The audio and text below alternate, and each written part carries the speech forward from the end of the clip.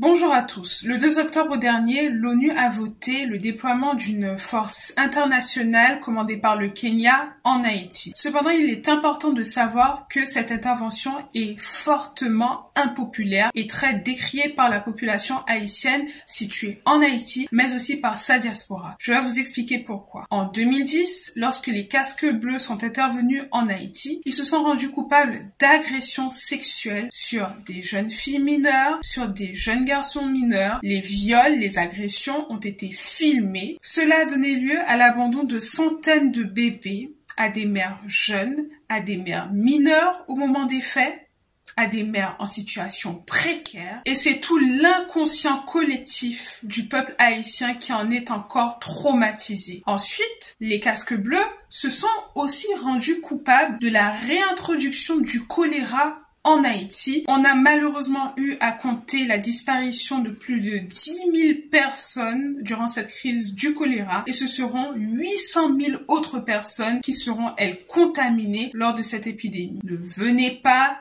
en Haïti car votre présence est synonyme de traumatisme pour la population haïtienne. Et on est conscient que cette opération sera menée par le Kenya. Et je m'adresse là aux frères kenyans, s'il vous plaît, restez chez vous. Ne vous rendez pas complice d'une intervention qui irait contre la volonté du peuple. Parce qu'elle n'émane pas de la volonté du peuple, mais de la volonté d'un petit groupe de personnes qui vampirisent le peuple, qui vampirisent les ressources de l'État et qui veut se maintenir au pouvoir. Ariel Henry, un premier ministre illégitime car il n'a pas été élu par le peuple, réclame aujourd'hui que l'ONU fasse intervenir une force armée en Haïti contre la volonté du peuple. Mais ce n'est pas la volonté du peuple. Le peuple haïtien veut trouver des solutions à la crise haïtienne par lui-même. Le peuple haïtien a besoin d'une nouvelle victoire. Le peuple haïtien a besoin de reprendre le chemin de l'autodétermination en trouvant des solutions à la crise par lui-même. Le peuple haïtien est en train de s'organiser. N'intervenez pas